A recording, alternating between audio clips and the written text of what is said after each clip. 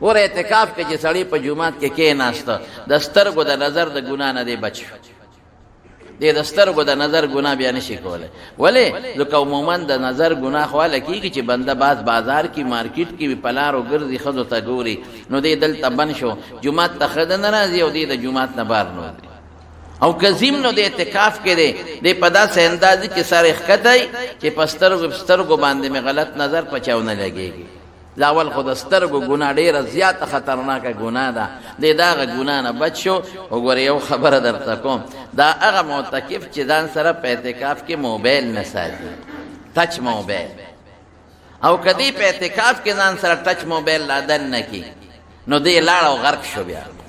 دې برباد دی ځکه ټچ موبایل چې دې ټسۍ را ټسۍ دله به د ښځو تصویرونه خامخا مخې له راځي دله به د جینکو تصویرونه خامخا راځي دله به ډرامې او فلمونه خامخا مخې له راځي نو اعتکاف کې به ټچ موبایل بالکل نه استعمالوي بلکې زه خو دا وایم ملګرو ته چې عام موبایل هم نه استعمالوي ځان مکمل کټ کې د کور نه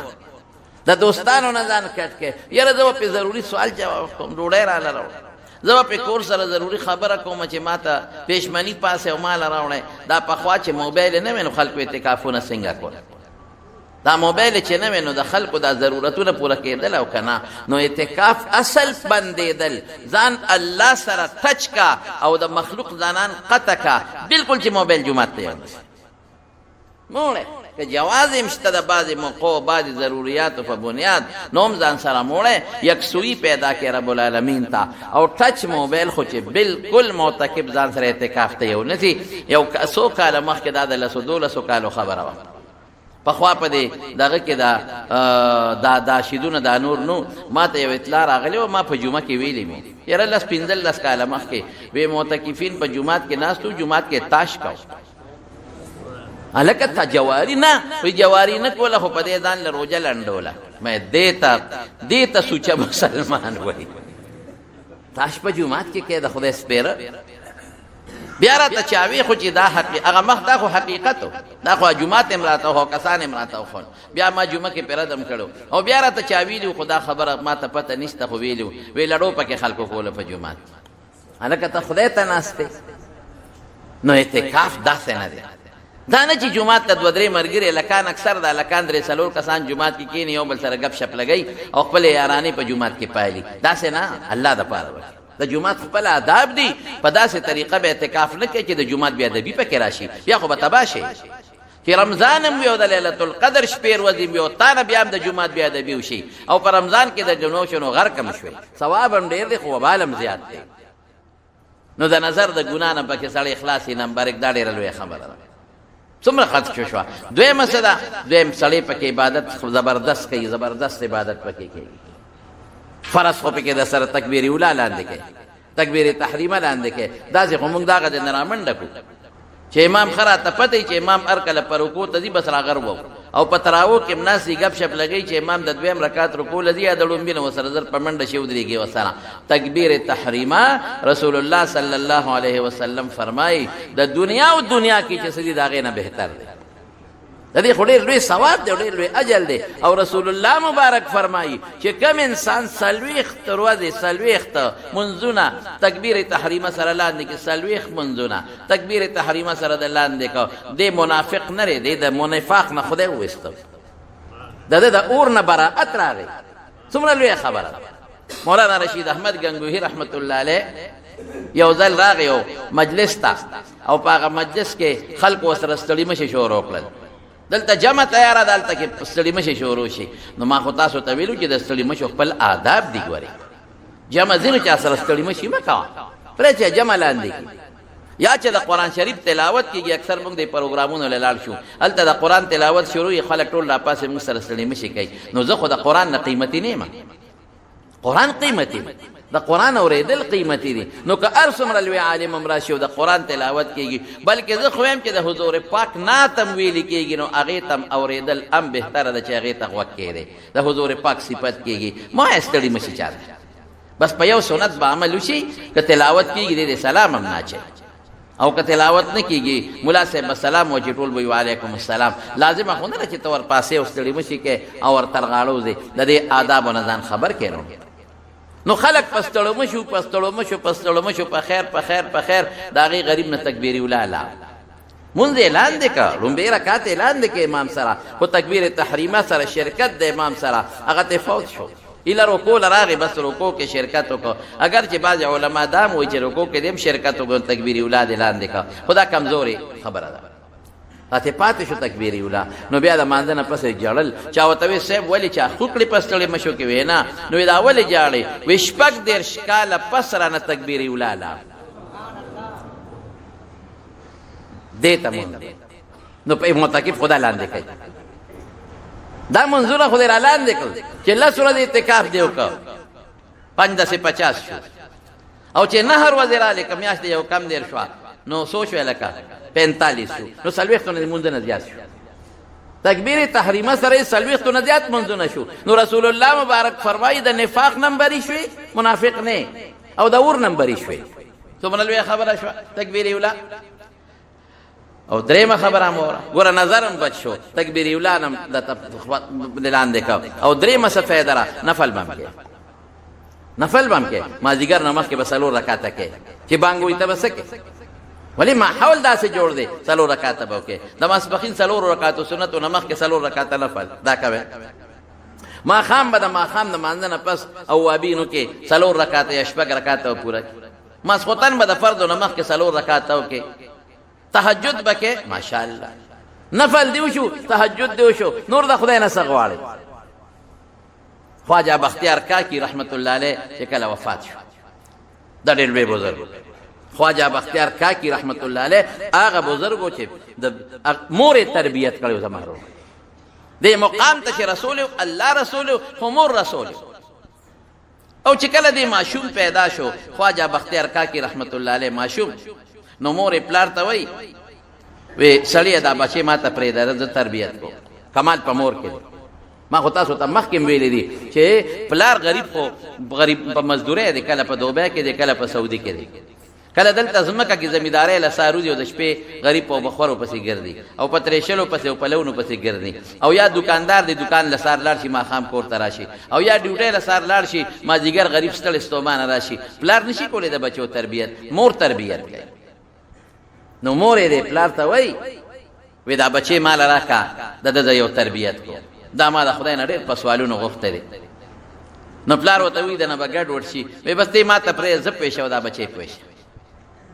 ډېره ښه ده ګوره مونږ په د بچو تربیت ګورې ونه کوو مونږ بچي له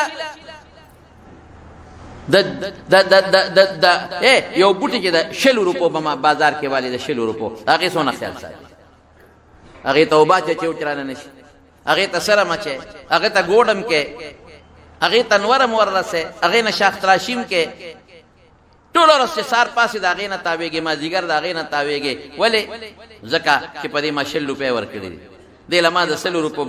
ګمله اخېستې ده او دا به د ما په کور کې یو ډول پیدا کړي د زوی نه بهترین بوټي بل شته رښتیا ووایه که نه که دا بوټی وچ شي بل به وکرئ زوی چې وچ شي بل نه شي کړی زوی نه قیمتي بوټی بل کم دی او زوی چې کمه میوه کوي بوټی قسم په خدای که غسېدلی وکړي بوټي ته به ته ګورې ډول به د زوی نه خشدا ډول بل کم دی لیکن موږ د زوی تربیت ونه که هغه خیال هم د بچي ونه ساته کم چې د یو 100 روپو د بوټي ساتي هېڅ پروا موږ ونه ساتله که بچي باندې موږ مونځ ونه کړو ځان له ځان سره جومات ته به ونه دا ماشومان بوځئ جومات ته ځان سره حضور پاک فرمایي جنبو مساجدکم صبیانکم یاره جوماتونه د ماشومانو نه ساتئ نو هغې دا معنا چې هغه ماشوم چې نه پوهېږي جومات کې متیازې به کوي شور به کوي منځګزار به د مانځه نه وباسي شته پکې حدیث لیکن هغه ماشوم چې ممیز وي پوهېږي نو صحابو به ځان سره ماشومان راوستل جومات میندو به ځان سره راوستل حضرت عمر فاروق رضی الله عنه آواز وکړ د الله رسوله ښځې موده شوې او ماشومان موده شو د ماسخوتن مونځ رسول الله مبارک لیټ کړی نو ماشومان جومات ته راوستیم دي او منع هم کړې ده نو عالمان تطبیق دا کوي چې کم ماشوم شور کوي نه پوهېږي یا کم ماشوم داسې وي چې هغه متیازو یری وي یا مور پلار د مانځه نه خلکو ته شور جوړوي مه راوله او که داسې ماشوم چې پوهېږي راوله چې بدل شي یا ته راځې او کور کې سوکینه هغه به صحابه د سیل مې راتلل نو بیا خیر دی هم راوستی شي نو دا پلار ورته وایي دی دا مور دی به پلار ته وایي دی خاوند ته وایي دا بچی راکړه دې تربیت کوم زه ډېره ښه ده نو دې وله لومبۍ به ماشوم ته عقیده ښیي لومبی بچی ته ښکلې عقیده وښایه. عقیده بنیاد دی، د میان ستن ده. چې عقیده دې ټیکي سیسټم به ټیکي. که عقیده دې خرابه وه نو که د دنیا نیک اعمال کې د خدای په نزد هېڅ فایده نه لري. او ته ښکلې عقیده ښیي چې زمونږ الله یو دی، الله موجود دی، الله د خپلو صفتونو مالک دی، الله قادر مطلق دی. زمونږ دا ډوډۍ، زمونږ دا چای، زمونږ عزت، زمونږ دا شکل، زمونږ ژوند، زمونږ مرګ، دا مونږ له هغې رب العالمین را کړی. وله څونه ښکلې عقیده ده. بچې دی وله اوس عقیده جوړوي. بچې دا ډوډۍ چې راکوي دا الله راکوي، دا اوبه چې راکوي دا الله راکوي، دا جامې چې راکوي دا الله راکوي. او بیا به ورسره مور خواري کوله. په کوټه کې دننه به یې ورته روټۍ کېښوده، په کوټه کې دننه به یې ورته اوبه کېښودې او جامې به یې ورته کېښودې. دی بچي به وې مورې ډوډۍ وږې شم. ګوره مانه تا بیا مانه ډوډۍ وغوښته، ډوډۍ خو زه نه شم در کولی، الله به در کوي. ورچه کوټه کې به یې درته ایښودي. مورې تا څنګه ما ته کوټه کې ایږدي؟ بچې الله څوک نشي لیدی، اب په جنت کې وینو که خیر انشاءالله. په دنیا کې زمونږ په سترګو کې د هغه د لیدو طاقت نشته. لکه هوا چې مونږ نه رڼا مونږ نه نو دا خو بله فینو، دا چې کوم منځ کې رڼا دا خو مونږ ته نه ښکاري، یو بل مونږ ته ښکاري. خوشحالي مونږ نه نو شته، غم مونږ نه نو په سترګو او شته. د قرنګ رب العالمین د هغه قدرتونه مونږ محسوسو، مونږ نشو لیدی. او جنت کې به انشاءالله مونږ وینو وجوه یومئذ ناظرة الی ربها ناظره.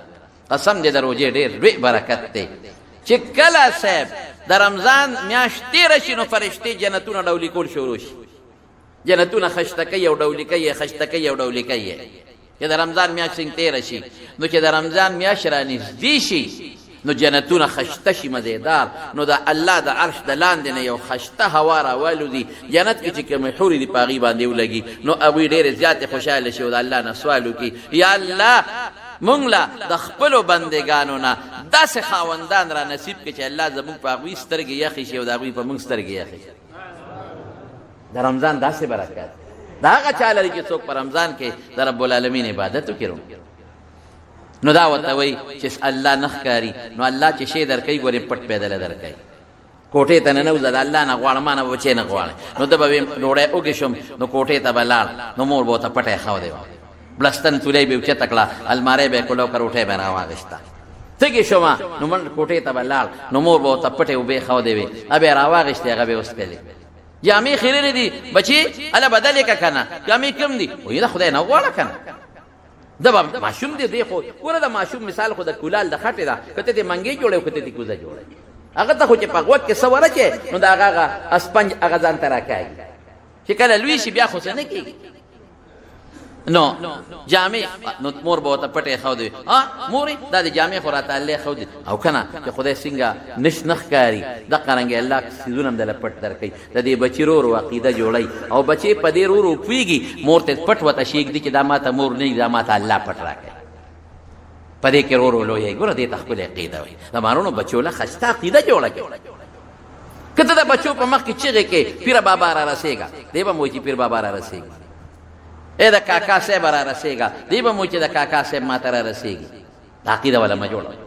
که ته د ماشوم په مخ کې ځې او په زیارتونو باندې شمې لګې او ته ماشوم ته وایې چې دا مې د پلانکي زیارت نه د له مالګه راوړه دا وخوره، نو د په اړه کې به دا جوړ چې دا نظام سیسټم جوړ دا زیارتونه چلی. ٹھیک ده د زیارتونو د اولیاء او د نیکانو احترام په خپل ځای دی، لیکن نظام خو د الله په لاس کې دی. شفا ورکوونکی خو رب العالمین دی، زیارت خو نه دی. دا زیارت لوی سړی دی ولی الله دی چې کله وفات کېده د باندې بیماری راغلی ده که نه ده راغلی نو ځان یې ولې نه جوړو چې تا جوړه. بغیر د بیماری نه خو مرض نه راځي، خامخا مرض راځي. نو مرض بیماری شفا روغ صحت دا د رب العالمین په لاس کې دی. خلک ځي زیارتونو ته بچي غواړي، هلکه بچي د خدای نه غواړي. بچی ورکوونکي خو الله دی. یهب لمن یشاء اناسا ویهب لمن یشاء الذکور او یزوجهم ذکرانا واناسا ویجعل من یشاء وقیما. الله وی دا زما خو خرڅ چاله زامن ورکوم، چاله لونه، چاله زامن لونه دواړه، څوک شڼ پیدا چې الله د چا شڼتوب فیصلو کې قسم په خدای که څوک ولې بچي ورکړي. نو ته چې دا خبرې د بچي په مخ کې کې دا غزله کې هغه عقیدې راځي نو د بچي مخ کې ټیټ وایه چې بچي ګوره خالق او مالک الله دی، قادر الله دی، قدرتونه د الله دی، هر څه نظام الله چلی، پیدا کون کی فنا کون کی رب العالمین دی. دا ورته ماشوم ته دا ښکلې عقیده وښایه فرشتې ورته وښایه چې فرشتې شته یو مخلوق دی پیریان شته یو مخلوق دی جنت شته دوزخ شته امنتو بالله پخوا به د استادانو د ماشومانو ته نه ښولې ایمان مجمل او ایمان مفصل دا وښایه بچو ته دا ورته ورو ورو ښایي یو ځل یې دا مور چې ته رشتهدارانو کره تللی هلته لیټ شو انسان دماغونه خبره وځي چې هلته ورته رایاد شو اوهو ما خو نن بچي ته روټۍ نه دی ښې نن خو مې ورته اوبه نه دی ښې هغه به د مدرسې نه راغلي او اخ خدایه هغه به څونه دا پوټیني لاسونه الله تا ته نیولي چې خدایه وږیم ډوډۍ خدایه وږیم اوبه هغه سونه جړا کړي الله تا ته ما خو ته نن نه دی ښې خو به وږي یا خدای نن زما ټول رازونه اوټ شو ختم ابه نن پوه شي چې مورې دا خو به راته تی ښودله او خدای به دې یادو دا خو به تی ښودله او الله به دې یادو نن خو ته نشته نو خوراک هم نشته الله خو شته دا د ما سره څه چل ول کوو دروغ دې راته وې بس مور را برقه را په سر کو رازغلي یا خدایه چې دا بچې مې لیټ شوي د مدرسې نه چې زه ورشم چې خوراک ورته کېدم چې زه ورشم چې اوبه ورته کېدم چې دا څنګه راله اوس بچې ناستې په کټ کې او مورې سلام علیکم ما شکي شوه بچې څنګه څه وخت رالې راشه که نه مورې نن خو ته نه وې زه چې رالم نو الله ته په دې مصله ودرېدم او لاسونه مې ورته پورته کړل ما وی الله نن خو مې مورم کور نشته ما له ښکلې خوراک راکې وږېم نن مې مور نشته او تږې الله ما له اوبه راکې کوټې ته ننوتم راشه مورې داسې خوراکونه راته الله ښودلي چې په ژوند کې مې داسې چېرته نه دي خوړلي داسې شربتونه او جوسونه پراته دي چې خوشبویې کوي او تاله مې مورې پرېښې ده داسې خوراک پروت دی بس مور پوه شو چې زما د بچي کنیکشن د الله سره ولګېده اگر چې د اسبابو لاندې څیزونه هغه الله تعالی ډایرکټ نه درکوي درکولی شي خو نه درکوي ابه ته خپل ځان لاس پې به لقې نو بیا ورکړه د خدای لاس کې ده په سبب نتیجه بیا خدای مرتب کوي خو الله کولی شي الله کولم شي بے سبب هم خدای کولی شي هغه که د نیک بنده نه صادر شي کرامت ورته وایي او که د پیغمبر نه صادر شي معجزه ورته وایي بس مور پوه شوه هغه ماشوم نه خدای څوک جوړ کړ خواجه بختیار کاکي رحمت الله لوی شخصیت ته خدای جوړ کړ نو دا خواجه بختیار کاکي ډېر لوی شخصیت و چې کله وفات شو جنازه تیاره ده د دنیا خلق ولاړ دي صاحب صفونه ولاړ دي ټول خلق په دې په انتظار چې جنازه به څوک کوي شاگرد به کوي خلیفه به کوي څوک به کوي جنازه دیکھ یو دنیا زرګونه لکونه خلق دي دیکھ یو سړی راووته وی خدای مو بخا خواجه صاحب یو وصیت کړی چې زما جنازه به هغه څوک کوي چې څلور صفتونه یې پکې دومره غټه جنازه ده چې بادشاه وزیران هم پکې ولاړ دي زمانه ده چا ده شمس الدین التمش زمانه ده بادشاه شمس الدین التمش دی هم ولاړ وزیران مشیران ټول ولاړ دي هغه څوک به زما جنازه کوي چې هغه کې دا څلور صفتونه وي یو صفت دا چې غلط نظر به په جون کې په چا نه لګول غلط نظر هلکه څوک د دې نه خلاص شته یو دا چې غیر اختیاري ولګي په انسان هغه معاف دی لومبې نظر غیر اختیاري لومبې نظر قصدن نه ګوري غیر اختیاري لومبې نظر ولګي نو هغه معاف دی خو بیا به پسې همیشوالی نه کوي دوباره به نه ګوري خیر دا د ګناه والا نمبر 1 نمبر 2 چې دویم صفت پکې دی چې تهجد یې چېرته نه پرې هلکه خلک خو کوي خو کله دې پاتې دي دریم صفت دا چې د مازدیګر نه مخکې دا څلور رکاته نفل په جون کې نه پرېښي او څلورم دا چې په جون کې تکبیر اولا تی نه پاتې شوی څه شو هلکه غلط نظر د ګناه نه چلولی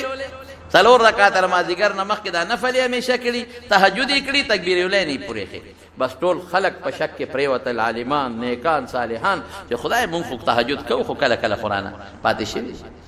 کله نظر هم رانه غلط لګېدلی کله مازدیګر نه مخکې ناوخته شوي دي هم پاتې دي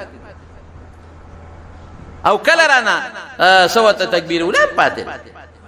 هېڅوک چې راونه وتل جنازه تیاره وي خدای مو بخښه که څوک وي داسې روځی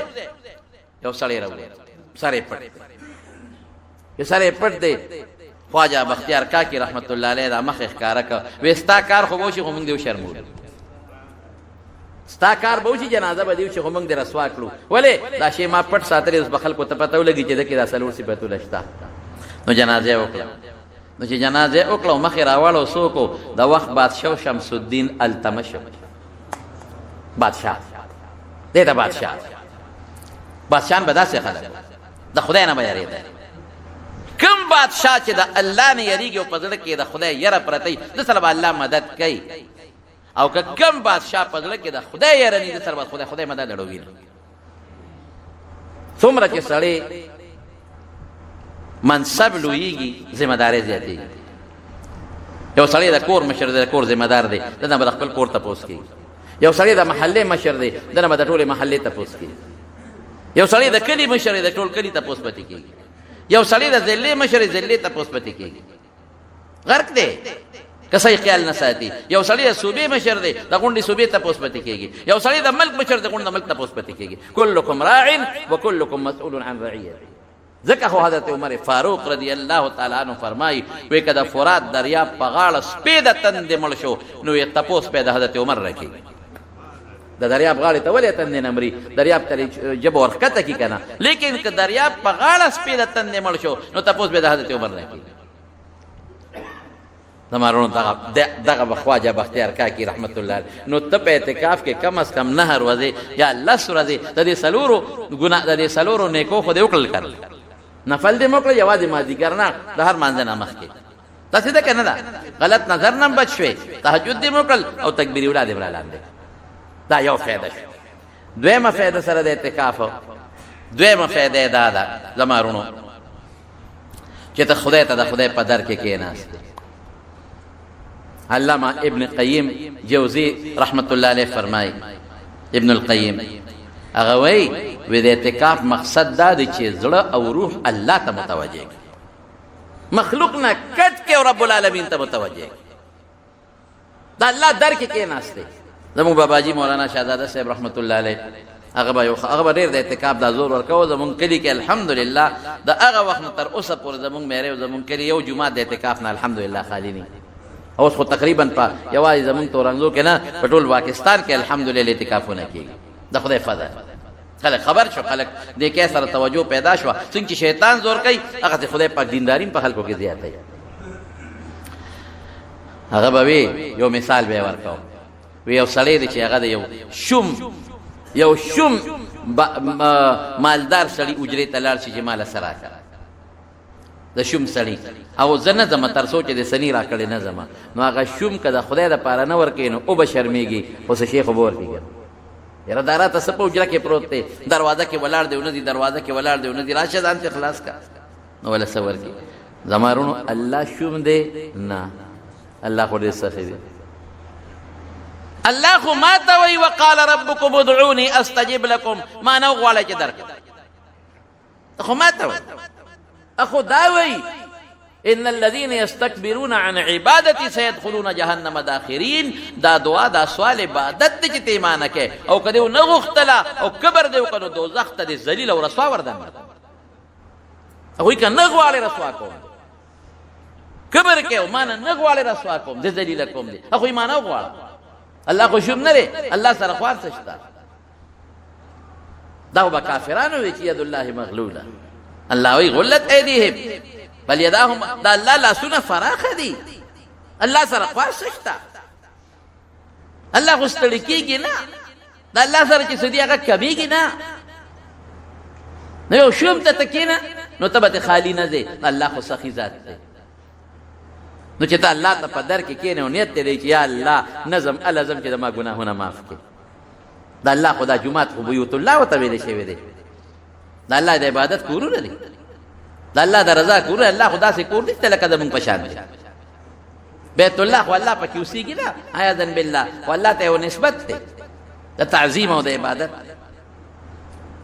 ولاړ یم درته نظم، اله به ځم چې الله زما ګناه معاف کړي، اله به ځم چې زما دعا قبوله کړي، اله به ځم چې زما سوال قبول کړي، د رزق هم غوښتی شي، اله به ځم چې ما له فراخه روزي راکړي،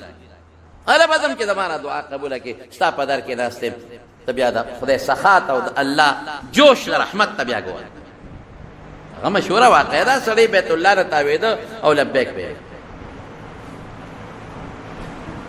دا لبیک خو چې سړی حجر اسود ته مخامخ شي لبیک اللهم لبیک بن شي، لیکن په د ذکر په حیثیت باندې چې سړی ذکر کوي لا اله الا الله وایي او د ذکر په حیثیت باندې کوي نو لبیک ویلی شي. خیر منم نه، هغه چې تا کوم لبیک شروع کړو احرام سره بند شو، اسې لبیک اللهم لبیک منه نه دی.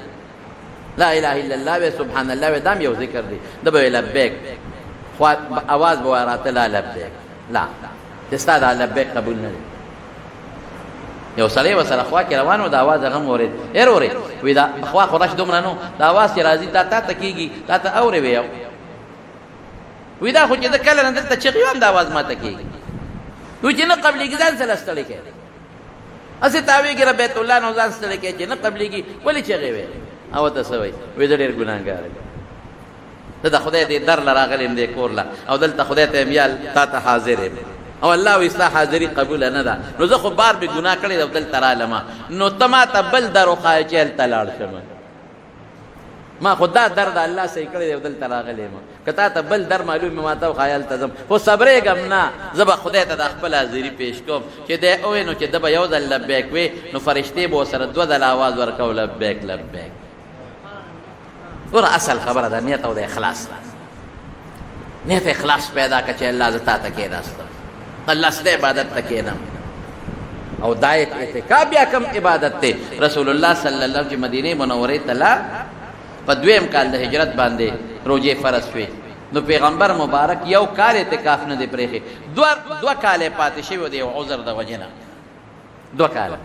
یو کال په شوال کې بیا لس روجې ونیولې په هغې کې اعتکاف وکړه او بل کال په راتلونکي رمضان کې شل شپې اعتکاف وکړه گویا کې د رسول الله مبارک دوام شپې او همیشواله شپې او امهات المؤمنین به په کورونو کې اعتکافونه کول او د حضور پاک د وفات نه پس به زنانو امهات المؤمنین په خپلو کورونو کې اعتکافونه کول او دا اخیری لس شپې دا به رسول الله مبارک رونولې عایشه صدیقه فرمایي بعض حضرات خو وایي چې د دې نه اکثر شپه رونول مراد دی وایي اکثر لوی حکم د کلی ځکه بل روایت کې دا دی چې د شپې خوب هم وکړه او بعضې علما وایي نه دا لس شپې ته مستثنا دي دا لس شپې مستقل به رسول الله مبارک په اعتکاف کې ناستو او دا شپې به یې رونولې د الله د رضا دپاره زما رونو اعتکاف ډېر قیمتي دی ډېر زیات قیمتي دی او دا هر وخت نه کېږي درې قسم اعتکاف ته ځان پرې پوه کوي یو ته واجب اعتکاف وایي هغه دی چې څوک یې منښته وکړي یاره که زما زوی خدای پاک جوړ کړو نو زه به یو شبه روز اعتکاف کوم یا 15 ورځې به کوم خو در باندې واجب دی خامخا به یو دا اعتکاف دی دې ته سنت علی الکفایه وایي جومات کې به یو کس اعتکاف کړي د ټولې محلې غاړه خلاصه شي او که داسې جومات و چې یو کس هم پکې اعتکاف ونه کړو نو د ټول محلې د خلکو د دې سنت چې دا کم سنت علی الکفایه دی په هغه طریقه باندې د ټولو غاړه بنده شوه بلکې زموږ علما لیکي که څوک نی نو په کرای دې څوک ونیسي خو اعتکاف ته دی کښېنئ ټیک ده دا کرایهدار ثواب ونه شو خو ردي غاړه پې خلاصه کړه او یو نفلي اعتکاف دی نفلي خو تاسو ټول کولی شئ که هغه نفلي کوئ نفلي دا دی چې جومات ته ننوتئ نو داسې وایه چې یا الله تر څو زه په دې جومات کې یم نو زما به اعتکاف بس که ګنټه که نیمه ګنټه د اعتکاف ثواب دی وکړه ٹھیک ده زمونږ د بعضې علماء په نفلي کې لږ اختلاف شته زمونږ بعضې فقها وایي نفلي لم روژه شرط ده شواروز نه کم نه کېږي دروازې نه لیکن راجح قول دا دی چې ګنټه هم کولی شي نیمه ګنټه هم کولی شي 15 منټه هم کولی شي نو اعتکاف دا اوکې ښه 2 قسم جومات کې کولی شي 3 قسم جومات کې کولی شي 4 قسم کولی شي یو لوی عالم دی علامه شعرانی د هغه یو کتاب د کشف الغمه هغې کې لیکلي د حضور پاک حدیث یې راوړلی د پیغمبر علیه السلام وایي چې څوک په رمضان کې په دې اخیري عشره کې اعتکاف وکړي دله به خدای پاک د 2 حجونو د 2 عمرو ثواب وایي د 2 حجونو د 2 عمرو ثواب بدله درکړي خدای پاک ما که حواله د کتاب درکړه او یو بل حدیث دی د رسول الله صلی الله علیه وسلم هغې کې دا دی چې څوک د ماښام نه ماسخوتنه پورې د ماښام نه تر ماسخوتنه پورې څوک اعتکاف وکړي ماښام مونځ یې وکړو بیا کېناست تر ماسخوتنه پورې نفلي خو کولی شي او دې مونځ کوي نفل کوي او د قرآن شریف تلاوت کوي دله به خدای په جنت کې محل جوړ کړي زمارونه اعتکاف وکړي ښه هغه یو شاعر وایي چې نکل جائے دم تیرے قدموں کے نیچے یو سړی چاته کینی که نه نکل جائے دم تیرے قدموں کے نیچے یہی دل کی حضرت ہے یہی آرزو ہے خپل معشوق ته وایي زما تمنا دا ده چې زما نه ستا ستا د قدمونو په دې خپو کې وځي مونږ وایو الله تا ته اعتکاف ته کېناستو دا مو تمنا ده چې ستا په دا در کې زمونږ نه څه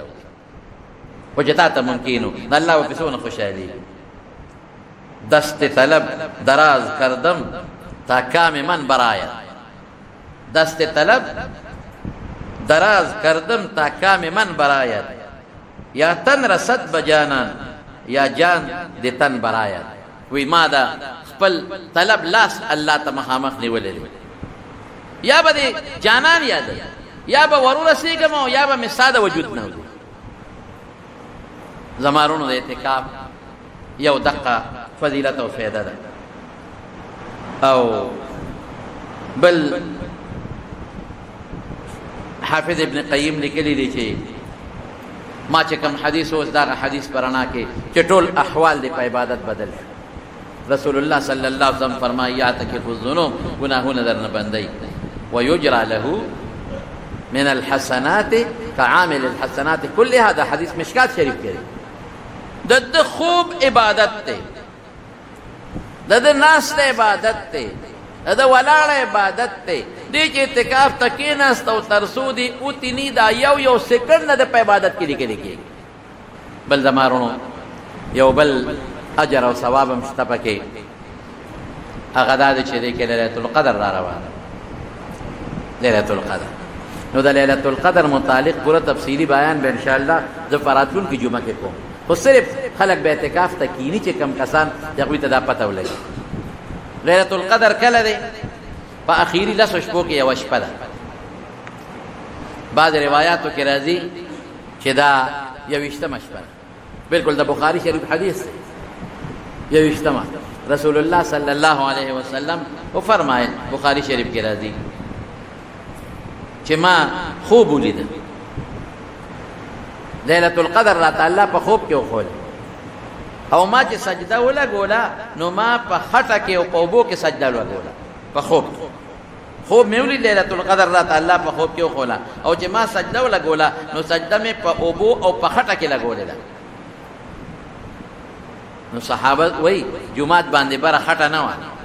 اسه چاتو د سانګو سفر کې وته ویل کېږي نو په وشتمه باندې خدای باران وکړ وشتمه شپه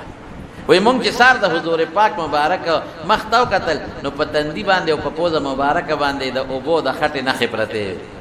د کلان د جمعات خټه شوی نو پاګه کې سجده کړې و نو دا غي نه معلومه چې دا یوشتمه شپه دا خبره باندې تخلاص کم کړه کم اعتکاف تکینی چې غي و او بعض علما وی درويشتمه لکه حضور پاک مبارک یو ځل تاسو کو وینن سر وځدا د رمضان سویمه ده وینن دویشتمه ده په خبيګاله ليله القدر څوک دریشتمه یاد او حضرت عبد الله ابن عباس رضی الله عنه چې ما وخت ته ذکر وکړ هغه وی د شپو دوما او ما ته چاوي چې پاسه ليله القدر شپه ده وی چې پاسه د راويخ شوما نو حضور پاک مبارک په مانځول نه ولاړ وړل په خشوع خضوع باندې منځ کو ودا دریشتمه شپه او څوک وینا د ویشتمه زیات علما وی چې د ویشتمه شپه ده. دا غي د پرم دلایل شته هدایت نه د ليله القدر د سورۃ نمغي معلومه وی ليله القدر لفظ کې دی وی دا پکې درې ځله راغلي او ی حرفونه نه هدي نه ولکه درو کې ځاب ورکی 27 جوړي او دې کې راځي هي حتا مطلع الفجر وی دا هي ردی وشتمه کلمه ده بهر کې دا د علما اقوال دي زره تداوی ما کہ رسول اللہ صلی اللہ علیہ وسلم د کور نه راوته دو صحابه کرام په جمعات کې بل سره په باسو او چې راوت نو صحابه ته او فرمایل وی ما ته خدای پاک ليله القدر او خولا وی راوتم لاخبرکم چې تاسو له خبر درکم خو فلان کې او فلان کې یو بل سره په جګړه نو زمانہ خدای یې راکړه ور جمعات کې جنگ او باس کول او یو بل سره جګړه کول دونه په الله خپکی وی خدای را نه یې راکړه یره وی دا یې ردل بدل بهتر ان شاء الله العزیز. علماء لیکي اقوال ګورې پکې ډیر دي ښا چې دا دایره سمانه الله اصل کې ليله القدر خو هغه شپې ته وای چې الله پکې د لوح محفوظ د قران شریف د وړومبي اسمان ته نازل کړي دي لیکن دا برکت خدای پاک کله وشتمه لور کوي په یو رمضان کې وشتمه لور کوي د حضور پاک زمانہ کې مدا سیوا بل رمضان کې دویشتمه لور کی بلکې دیرشتمه لور کی بلکې سلیرشتمه لور کی بلکې پنځشتمه لور کی بلکې شپږیشتمې له ورکي، بلکې اوویشتمې له، بلکې اتیشتمې له، بلکې یو کم دېرشمې له. رمضان کې خدای پاک اړی راغی. نو دې کې حکمت څه کو؟ حکمت دا چې لس شپې څوک عبادت وکړي په دې نیت چې دا به لیلة القدر شپه، نو د لسو د لیلة القدر د شپو ثواب به وله خدای پاک ورکړي. که معلومه وه خو بیا به خلکو هغه یوه شپه عبادت کوه، بل دعا پکې قبلېږي. رسول الله مبارک فرمایي یو ټیم دی پکې چې هغې کې انسان دعا وغواړي رب العالمین یې دعا قبلوي. نو عایشې صدیقې تپوس وکړه رضی الله تعالی عنها، وایي که زه پوه شم په هغه ټیم باندې نو د الله رسوله زه به څه وایم؟ وایي داسې ووایه اللهم انک عفو تحب العفو فاعف عني. یا الله ته عفو کوونکی او عفو دې خوښه ده، الله ما ته عفو وکړه. نو تاسو دغه دعا کوئ که نه؟ یو ټیم به پکې راشي یا الله ته بخونکی یې، بخنه دې خوښ هم ده چې مخلوق وبخې، یا الله ما معاف کړه. غلطي معاف کوونکی یې او غلطي معاف کول دې خوښ هم دي، یا الله ما معاف کړه. ذکر پکې کوئ، تلاوت پکې کوئ، په ذکر الله ډېر زیات خوشحالېږي. اسیم رمضان کې ځان له تسبیح والے مهرباني وکړئ، هغه تسبیح اړوئ، لا اله الا الله پې وایئ، درود شریف پې وایئ. یو سړی دکاندار دی، دکان کې ناست دی، نو اسې ناست دی که نه، نو ذکر ولې نه کوي؟ یو سړی زمیندار دی او دی اسې په پوله ناست دی او فصل ته ګوري، نو ذکر ولې نه کوي؟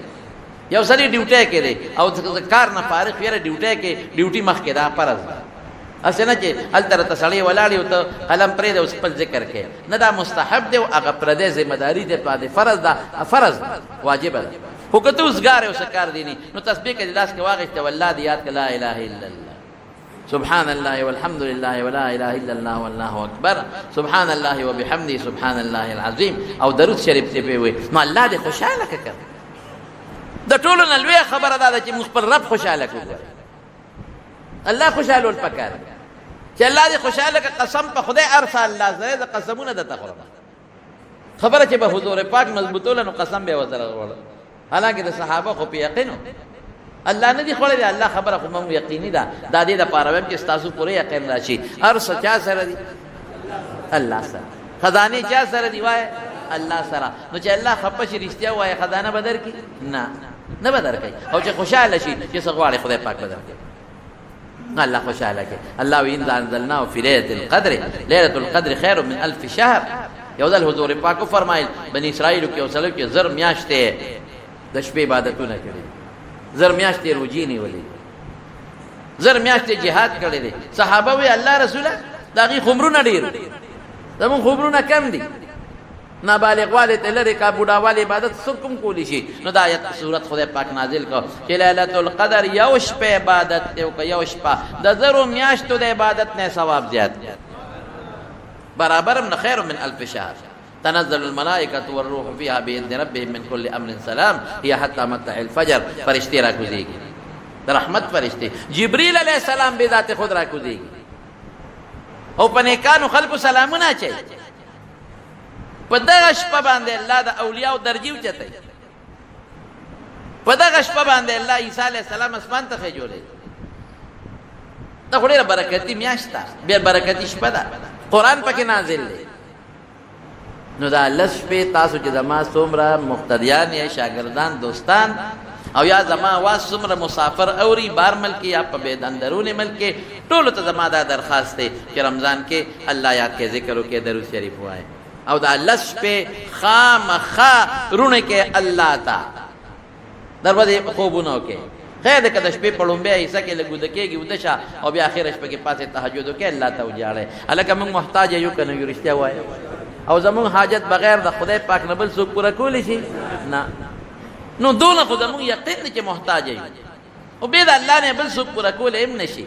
نو مهرباني وکړئ اخره وخت کې پېشمنین لږ مخکې پاسئ او تهجد وکړئ، الله ته وجاړئ، الله نه وغواړئ، ذکرونه وکړئ. لیلة القدر که مو را لاندې که دعا پکې د الله قبوله کړي او اجر او ثواب بنده له خدای پاک درکړي.